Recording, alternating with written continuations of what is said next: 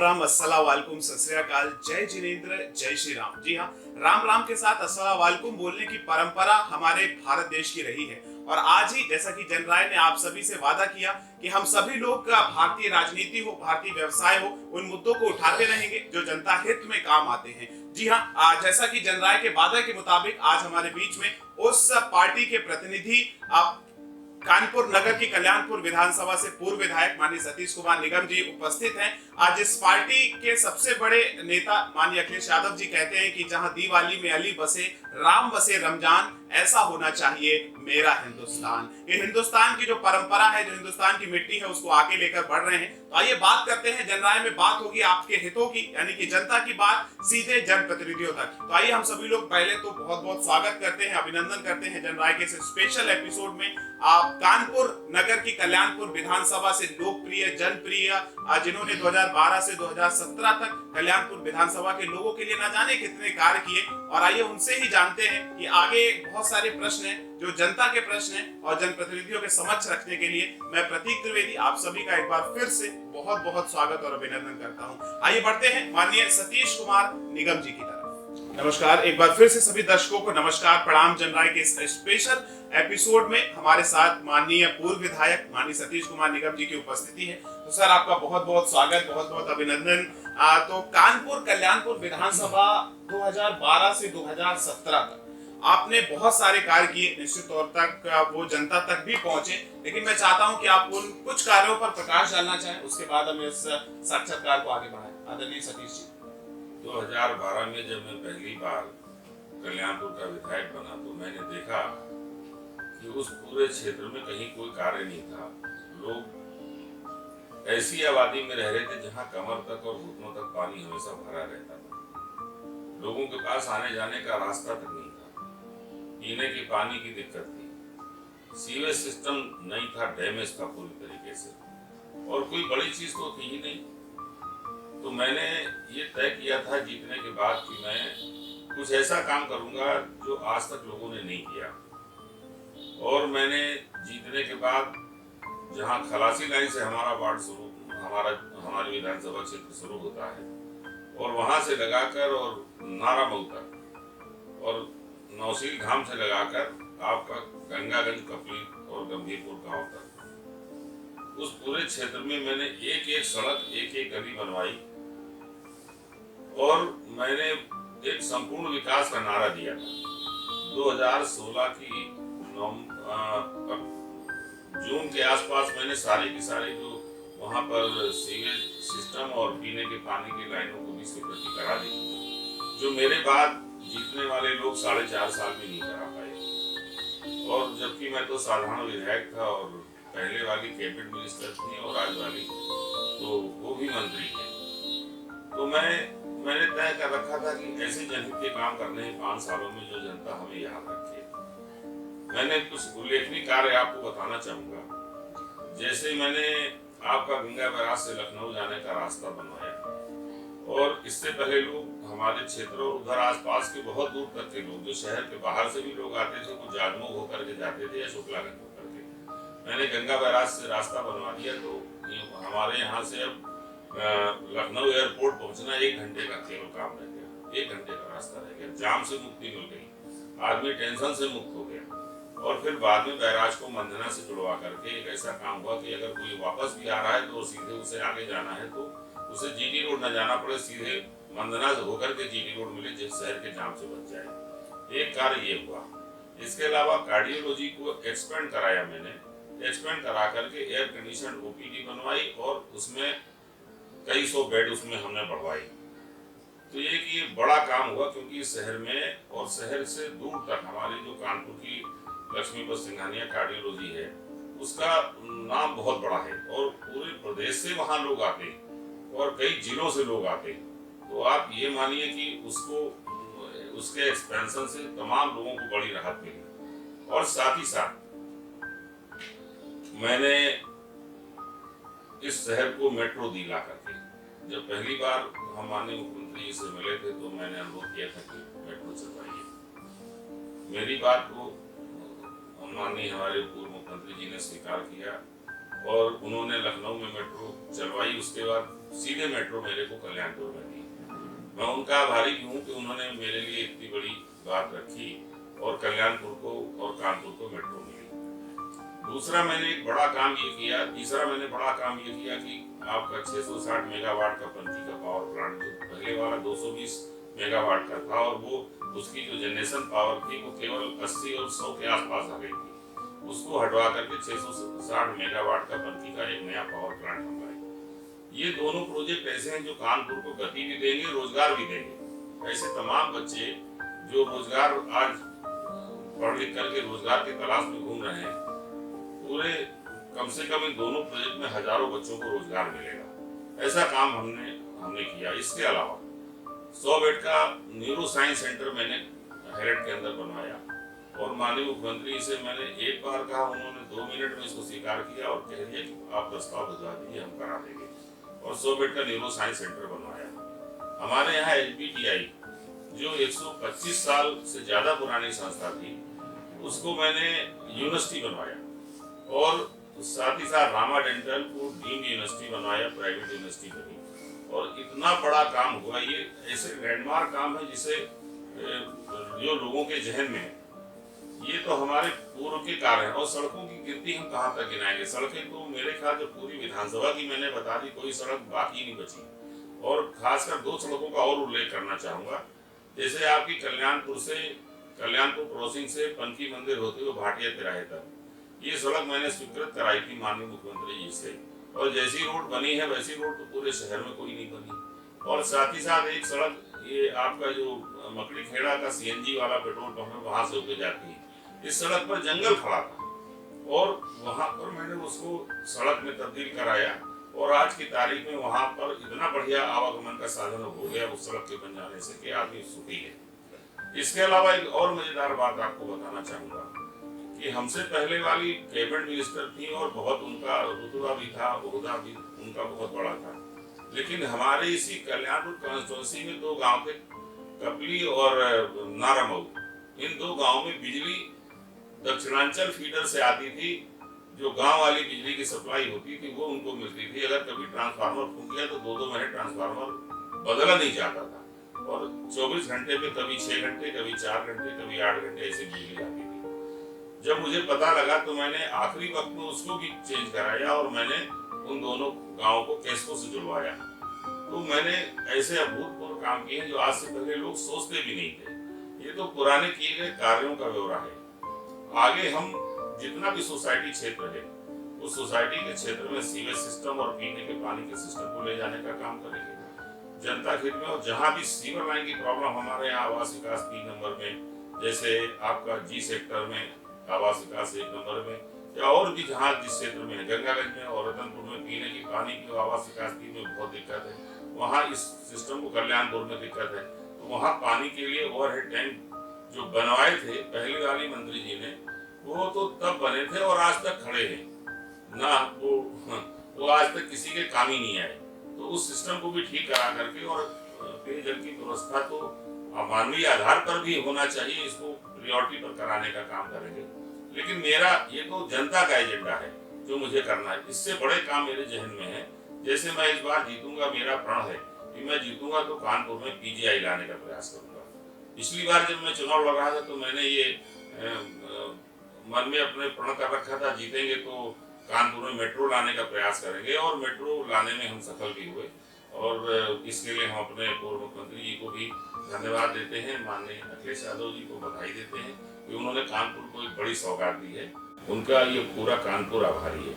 और साथ ही साथ एक और मेरे जहन में है कि इस बार PGI के साथ साथ मैं कानपुर में एक हमारे क्षेत्र में कल्याणपुर में कोई महिला का PG कॉलेज नहीं है, गवर्नमेंट PG कॉलेज नहीं है, तो गवर्नमेंट PG कॉलेज भी लाने का काम करेंगे ताकि हमारी बहन बेटियां दूर पढ़ने न जाएं, क्योंकि बहन बेटियों को बाहर दूर 10-12 किलोमीटर जाने में परिवार भी चिंतित होता है और हमारी बेटियां भी थोड़ी असुरक्षित रहती हैं। तो बेहतर ये है कि उनको कहीं आसपास कॉलेज मिले, इसका भी हम प्रयास करेंगे। ये मेरे व्यक्तिगत एजेंडे हैं। साथ ही साथ इस बार मैंने और सोचा है कि मैं जो हमारे यहाँ आजकल जो यूथ हमारा कैसे और अच्छे से अपनी सेहत को मेंटेन करे, तो मैं हर वार्ड के एक किसी अच्छे पार्क में ओपन जिम बनाने का काम भी करूँगा। तो ये मेरी अपनी सोच है कि मैं, और जैसे हमने एक उसमें रतनपुर में वार्ड में मैंने एक स्टेडियम का प्रस्ताव किया था। स्टेडियम बनके तैयार है, 95% काम भी हो चुका, 5% काम शेष है, लेकिन इस सरकार ने इस डर से नहीं कराया कि उसका क्रेडिट अखिलेश यादव जी को मिल जाएगा तो, और सतीश निगम को मिल जाएगा। तो मैं उस काम को भी अब की पूरा कराऊंगा। और साथ ही साथ 90 करोड़ रुपए की लागत से गंगा बैराजपुर लोहिया पार्क हम लोग बनवा रहे थे, और वो पार्क अगर बन जाता तो मेरा मानना है कि इस उत्तर प्रदेश में शायद कोई दूसरा उस तरीके का पार्क होता। तो उस पार्क को भी हम पूरा कराएंगे। और साथ ही साथ इस बार हमारे मुख्यमंत्री का सपना है कि गंगा रिवर फ्रंट बनाएंगे। तो हम लोग गंगा के किनारे ऐसा रिवर फ्रंट जैसे कि गोमती के किनारे बना है, गंगा रिवर फ्रंट भी बनाने का काम करेंगे। और साथ ही साथ एक हमारे यहाँ तालाब है, मामा तालाब, बहुत मशहूर है, वो मेरा सपना है। आप तो जानते होंगे, मेरा सपना है कि उस तालाब को के आसपास पिकनिक स्पॉट बनाएंगे, ताकि कल्याणपुर और आसपास के सभी क्षेत्र के लोग वहां जाकर के अपने बच्चों के साथ वहां पिकनिक बना सकें, और एक ऐसा स्थान बने साफ सुथरा अच्छा, जहां लोग अच्छा से ये महसूस कर सके कि नहीं, हम यहाँ पर अपने बच्चों के साथ, परिवार के साथ जा सकते हैं। ये मेरा भविष्य का सपना है। बिल्कुल दादा, रोटी, कपड़ा, मकान, सड़क, बिजली, पानी जैसी मूलभूत सुविधाओं का उल्लेख आदरणीय सतीश कुमार निगम जी ने किया, और अपने कल्याणपुर विधानसभा 2022 में किन मुद्दों पर वो चुनाव लड़ेंगे उसका भी उल्लेख किया। तो कहते हैं कि गांधी के विरोधियों पुजारियों का मेल है। हम युवाओं के दिलों में राजनीति की परिभाषा केवल इतनी है कि गांधी के विरोधियों पुजारियों का मेल है, राजनीति सांप और नेवले का खेल है। लेकिन इस पूरी परिभाषा को पूरी तरीके से बदलने की कोशिश आदरणीय सतीश कुमार निगम जी ने की है, और कहीं तक वो उसमें सफल भी रहे हैं। तो कल्याणपुर विधानसभा के मुद्दों की चर्चा तो इस साक्षात्कार में, इस इंटरव्यू में हो गई आदरणीय से, लेकिन मैं जानना चाहता हूं कि राष्ट्रीय स्तर पर, प्रादेशिक स्तर पर, राज्य स्तर पर खेला हुई जैसे होर्डिंग से फिर से पोस्टरवार शुरू हो चुका है। लकी उन्नाव के तहत आदरणीय अखिलेश यादव जी ने अपने चुनाव प्रचार का भी शुभारंभ कर दिया।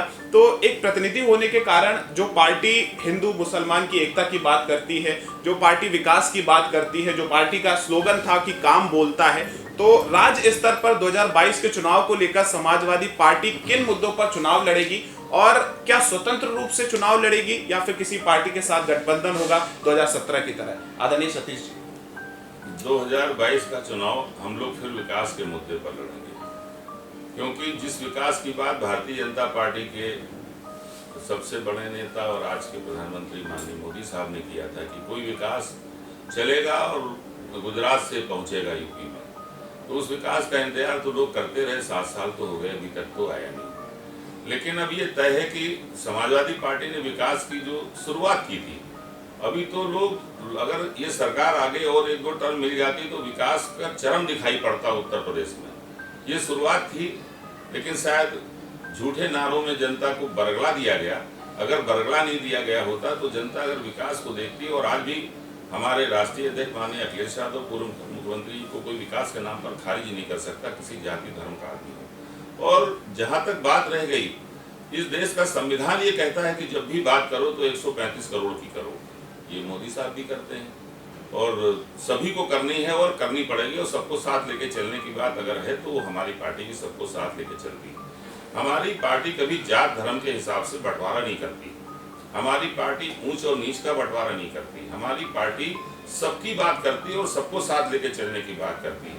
अगर ये सोच नहीं होती तो हमने लैपटॉप बांटे तो कोई बंटवारा किया, हमने सबको लैपटॉप दिया, हमने कन्या विद्याधन दिया तो हमने सबको दिया, बेरोजगारी भत्ता दिया तो सबको दिया, और सरकार की जितनी भी योजनाएं थी वो सारी की सारी योजनाएं सबके लिए थी, कभी किसी जाति या किसी धर्म विशेष के लिए नहीं थी। हमारी समाजवादी पार्टी की सोच सबको साथ लेके चलने की है, सबके विकास की है। लोग सबका साथ सबका विकास का नारा तो देते हैं, लेकिन सच ये है कि सबके साथ की बात और सबके विकास की बात केवल मन से होती है, लेकिन जब वास्तविकता में जमीनी काम करने की बात होती है तो नफरत फैलाई जाती है। अब मैं ये कहना चाहता हूँ कि देश आगे तब चलेगा जब देश में सबको साथ लेके चलेंगे। आज देश में कोई किसी जाति धर्म के लोगों को खारिज नहीं किया जा सकता। देश और एक दूसरे के प्रति कटुता की भावना जो समाज में पैदा, जो विखंडित करने का प्रयास हो रहा है, लोकतंत्र के मूल्यों के भी खिलाफ है, और ये हमारी जो विरासत है जो हमारे देश की संस्कृति है वो संस्कृति के भी खिलाफ है। महारानी लक्ष्मी हमारे देश में झांसी की रानी थी, लेकिन उनका मुख्य तोची गुलाम गौस था। और घटना को अगर थोड़ा सा ये भी बताना चाहूँगा कि जब आखिरी गोला चलाने की बारी आई और अंग्रेज दरवाजे तक आ गए तो रानी ने कहा कि अब तो ये तोप फट गई, अब तो ये तोप नहीं चलेगी। गुलाम गौस ने कहा नहीं, एक तोप तो एक बार तो और चलेगी, और उन्होंने उसमें गोला भरा और जहाँ गड्ढा था उस पर स्वयं लेट गए और तोप चला दी। गुलाम गौस के चीथड़े उड़ गए। ये था हमारे भारत का कल्चर अपने देश को बचाने के लिए। तो हमारे देश के लोगों को सोचना चाहिए, नेताओं को ये सोचना चाहिए, जो लोग नफरत और भेदभाव की राजनीति करते हैं, उन्हें देश के पुराने कल्चर को पढ़ना चाहिए। मुख्यमंत्री बन जाना या कोई बहुत बड़ा ओहदा हासिल कर लेना, प्रधानमंत्री बन जाना बड़ी बात नहीं है। हमारे देश की संस्कृति को बगैर समझे अगर आप आगे चल रहे हैं तो निश्चित रूप से आप स्वयं भी अंधेरे में हैं और पूरे देश को अंधेरे की तरफ ले जा रहे हैं। बिल्कुल। आज बात होनी चाहिए शिक्षा कैसे अच्छी हो, बात होनी चाहिए कि हमारा नौजवान पढ़ लिख के रोजगार कैसे पाए, बात होनी चाहिए कैसे हम तरक्की की ओर जाएं, हमारा व्यापार आगे बढ़े, बात होनी चाहिए किसान हमारा आज सड़क पर साल भर से धरने पर क्यों बैठा है दिल्ली में और संसद के सामने क्यों बैठा है, उस पर चर्चा नहीं है, उस पर बात नहीं है। आज जब डिबेट होती किसी चैनल पर, उन डिबेट के इश्यूज हिंदू मुसलमान होते हैं। ये दुर्भाग्य है हमारे देश का कि हिंदू मुसलमान पर डिबेट, हम पाकिस्तान पर डिबेट करते हैं। हमें पाकिस्तान में बहुत महंगाई ये जानने की क्या जरूरत है। हमें अगर कोई चीज़ खरीदनी है तो हिंदुस्तान में खरीदनी है। हिंदुस्तान में अगर आज पेट्रोल 100 रुपये लीटर बिक रहा है तो इस पर चर्चा होनी चाहिए। इस पर चर्चा कोई नहीं करता। खाने का सामान 200 रुपये किलो आज आपका कड़वा तेल हो गया, उससे कोई आदमी कैसे खाए, इस पर चर्चा होनी चाहिए। इस पर चर्चा ना करके लोग ऐसी धार्मिक चर्चाएं हो रही हैं, ऐसी चर्चाएं हो रही हैं कि जिस पर लोगों के बीच में मनमुटाव पैदा हो, मनभेद पैदा हो। तो मेरा मानना है कि चर्चा भी सार्थक होनी चाहिए और सरकारों में बैठे जो लोग हैं उनको मानवीय आधार पर और भारत के इतिहास को देखते हुए भारत की एकता और भारत की अखंडता को बनाए रखने के लिए पूरे मनोयोग से काम करना चाहिए। कुर्सी स्थायी कभी नहीं होती, कुर्सी तो आती और जाती रहती है। मेरा मानना है कि कुर्सी पर बैठने के बाद देश के संविधान से बड़ी कोई चीज नहीं है। संविधान जो चाहता है, अपने नेताओं से अपेक्षा करता है या नेताओं को कैसे कार्य करना चाहिए, जिसकी ओर पूरा दिशा निर्देश है। नेताओं को संविधान के अनुरूप लोकतांत्रिक प्रक्रिया को अपनाते हुए काम करना चाहिए। बिल्कुल दादा। आदरणीय सतीश जी कहते हैं कि साझा ही शहादत है, साझा ही विरासत है। ध्रुवीकरण की राजनीति को नकारना है, भारतीयों को ध्रुवीकरण से दूर आना है और हिंदू मुस्लिम सिख ईसाई आपस में सब भाई भाई जैसे नारों से आगे बढ़ना है। तो 2022 में मेरा प्रश्न अधूरा रह गया आदरणीय सतीश जी कि 22 में बाइसिकल ही आएगी या फिर हाथ या फिर हाथी पर सवार होकर माननीय अखिलेश यादव जी की क्या रणनीति है? देखिए, इस बार हमारे राष्ट्रीय अध्यक्ष जी ने जैसे कहा वैसे तो केंद्रीय नेतृत्व तो हमारा तय करेगा, लेकिन जैसा हमारे राष्ट्रीय नेतृत्व का विचार भी है और कई बार चर्चा और बात भी है कि हम लोग किसी बड़ी पार्टी से गठबंधन नहीं करेंगे। छोटी छोटी पार्टियों से स्थानीय लेवल पर जो है गठबंधन किया जाएगा। और मेरा मानना है कि कौन कुर्सी पर बैठेगा ये तो जनता तय करती है। और मैं ये जहाँ तक मैं पढ़ रहा हूँ कि आज आम आदमी और गरीब आदमी बहुत परेशान है। किसी को 3 किलो गेहूं और 2 किलो चावल दे करके समझा जा रहा है कि हमने गरीब का बहुत बड़ा भला कर दिया। 100 रुपये का सामान दे करके आप ये जताना चाहते हैं कि आप गरीब के हितैषी हैं, जबकि 850-900 रुपये का सिलेंडर कर दिया तो आपने 450 रुपये ले लिए, 100 रुपये का सामान दे दिया। ऐसे देश में कैसे चलेगा? 800 रुपये की DAP आती थी, आज 1350 रुपये और 1380 रुपये की DAP आ रही है। हम पूछना चाहते हैं कि और पहले 50 किलो की आती थी बोरी, अब 45 किलो की कर दी और 2000 रुपये जो है किसान को 3 महीने में दे रहे हो। कह रहे किसान सम्मान निधि है, किसान का ही पैसा उससे ज़्यादा ले करके उसको कम दे रहे हैं, उस पर भी उसका सम्मान आप बता रहे हैं। मैं ये कहना चाहता हूँ इस तरह की बातें बंद होनी चाहिए। किसान अगर आज खेत बोने के बाद अगर खेत की रखवाली के लिए बजाय अपने घर के अगर खेत पर सोता है तो ये दुर्भाग्यपूर्ण है, क्योंकि किसान पूरे देश का पेट भरने वाला है। और पेट भरने वाला अगर भूखा हो, पेट भरने वाला अगर अपने घर से बेघर हो तो इससे खराब बात देश के लिए दूसरी नहीं हो सकती। नेताओं को इस पर विचार भी करना चाहिए और नेताओं को इस पर काम भी करना चाहिए। किसान सुख से अपने घर में बिल्कुल दादा। रोटी, कपड़ा, मकान, पानी, सड़क, सभी मूलभूत सुविधाएं जितनी होती हैं उस पर चुनाव लड़ने की तैयारी में है समाजवादी पार्टी। अभी एक बात और कहना चाहूंगा। जी सर। कितनी घृणा की बात है, नफरत की बात है, कितनी झूठ बात है कि केंद्र की सरकार कह रही कि एक भी आदमी ऑक्सीजन की कमी से नहीं मरा।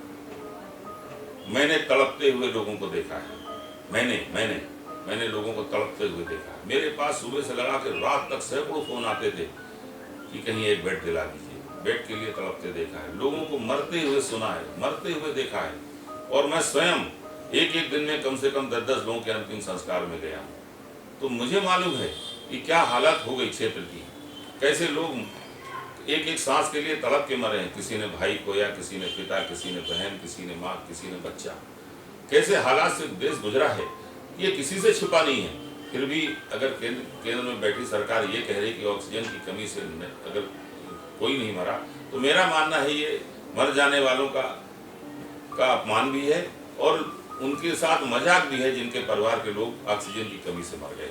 बिल्कुल है ना। इस पर सरकार को विचार करना चाहिए। क्या ऐसा वक्तव्य आपके मंत्रियों का आना चाहिए? सरकार को शर्म करनी चाहिए और इसके लिए क्षमा मांगनी चाहिए पूरे देश से। बिल्कुल सर, ये केवल आरोप प्रत्यारोप का दौर नहीं है, राजनीति का एक हिस्सा नहीं है, बल्कि ये जनप्रतिनिधि का दर्द है जो केंद्र सरकार, राज्य सरकार तक वो पहुंचाना चाहते हैं। तो हम अपने साक्षात्कार के अंतिम पड़ाव पर हैं, जहां पर हम बात करेंगे उस तबके की जिस तबके की बात जनराय हमेशा से ही उठाता आता है। अगर अभी तक आपने हमारा वो वीडियो नहीं देखा शिक्षा मित्रों का, तो आप सभी लोग पहले वो वीडियो देखे जाके। 1,53,000 शिक्षा मित्रों की बात करें, अगर राज्य सरकार की बात करें तो आश्वासन बहुत मिले, समाधान कुछ नहीं। और माननीय अखिलेश यादव जी की जब सरकार आएगी तो उन 1,53,000 शिक्षा मित्रों के लिए क्या समाजवादी पार्टी करेगी, क्योंकि 2 दर्जन से ज्यादा लोगों ने आत्महत्याएं कर ली, जहर खा लिया, उनके परिवार की आजीविकाएं नहीं चल पा रही है, सरकार सुध नहीं ले रही है। सरकार के पास जब भी जाओ तो आश्वासन देती है कि जल्दी जल्द इसका समाधान निकाला जाएगा। तो आप राज्य सरकार से, केंद्र सरकार से कुछ अपील भी करना चाहें, और साथ ही साथ अगर 22 में 22 के लाती है, जैसा कि आपने बहुत अहम मुद्दों पर बात की कि हिंदू मुस्लिम एकता की बात की, साझा ही शहादत है, साझा ही विरासत है, साझा बोलती है बलिदान की कहानियां, हिंदू और मोमिनों ने मिल के लड़ी है जंग, आजादी की मिल के ही दी है कुर्बानियां। तो इस एकता की मिसाल तो आपने दे दी। ध्रुवीकरण की राजनीति को नकारना है उत्तर प्रदेश की जनता को, लेकिन इन शिक्षा मित्रों की सुध कौन लेगा? अभी हाल ही में वो अयोध्या में एक हवन करने के लिए जा रहे हैं। 1,53,000 इनके दम पर सरकारें बहुत बार बनती हैं उत्तर प्रदेश सरकार में, लेकिन सरकार बन जाने के बाद इनको समाधान नहीं मिलता। तो आप एक जनप्रतिनिधि होने के नाते, आप समाजवादी पार्टी के नेता होने के नाते, आप क्या आश्वासन देना चाहेंगे आदरणीय हमारे 1,53,000 शिक्षा मित्रों को? हम उन सभी शिक्षा मित्र भाइयों को ये आश्वस्त करना चाहते हैं कि हमारे, जैसे कि हमारी भी कई बार वार्ता हुई और मेरे सामने भी वार्ता हुई राष्ट्रीय अध्यक्ष और हमारे पूर्व मुख्यमंत्री श्री अखिलेश यादव जी के मन में बिल्कुल स्पष्ट विचार है कि सरकार बनेगी तो सबको समायोजित करते हुए रोजगार देने का काम करेंगे, नौकरी देने का काम करेंगे, उनका अपॉइंटमेंट होगा सभी का। और हम लोग वैसे भी उन्हें 40,000 रुपये महीने दे रहे थे, इन लोगों ने तो 10,000 रुपये देना शुरू कर दिया और उस पर भी कोई विचार नहीं है इनके पास, और केवल झूठे वादे। जब ये भाजपा की सरकार केंद्र में आई थी तो इन्होंने कहा था कि हम जीतेंगे तो 2 करोड़ नौकरी हर साल देंगे। तो मेरा मानना है 2 करोड़ तो दूर, हर साल 2 करोड़ नौकरियां कम हो गई, देने की बात तो बहुत दूर की हो गई। जब से जीएसटी लगी, जब से नोटबंदी हुई, जब से ये आपका ये कोरोना महामारी आई, तो इस सबके दौर में हजारों नौकरियां, लाखों नौकरियां ऐसे लोगों की छिन गई कि आदमी दर बदर भटकने को मजबूर है। जो कभी पढ़ा रहे थे, अभी 4 दिन पहले एक अखबार में जो है निकला था कि एक शिक्षक थे बेचारे, दिन खराब हो गए, नौकरी छूट गई तो ई-रिक्शा चला रहे थे, उनका इंटरव्यू छपा था अखबार में। तो मैं यही कहना चाहता हूँ कि आज जो उच्च शिक्षित लोग हैं जिन्हें रोजगार मिल जाना चाहिए, सरकार की जिम्मेदारी उन्हें रोजगार दे। सरकार बजाय रोजगार देने के उन्हें मजबूर कर रही है कि ई-रिक्शा चलावें या रिक्शा चलावें, तो इससे खराब बात देश के लिए कोई नहीं हो सकती। और शिक्षकों का तो सम्मान ये सरकार करना ही नहीं जानती, ऐसे ऐसे काम उन्हें बताती शिक्षा के अलावा। जो अभी तो हाईकोर्ट ने भी कहा है कि शिक्षकों से सिर्फ शिक्षा का काम लीजिए, लेकिन सरकार उन्हें ऐसे काम बताती जो काम उनके हिस्से में है ही नहीं। शिक्षकों का उत्पीड़न ये सरकार कर रही है, शिक्षकों का उत्पीड़न बंद होना चाहिए, ऐसी हमारी सरकार से मांग भी है और हम चाहते भी हैं। और समाजवादी पार्टी की सरकार आएगी तो निश्चित रूप से शिक्षकों का उत्पीड़न बंद होगा। उनकी जो ज़रूरतें हैं, उनकी जो मांगे हैं, उन मांगों पर सरकार हमारी विचार करके पूरा करेगी।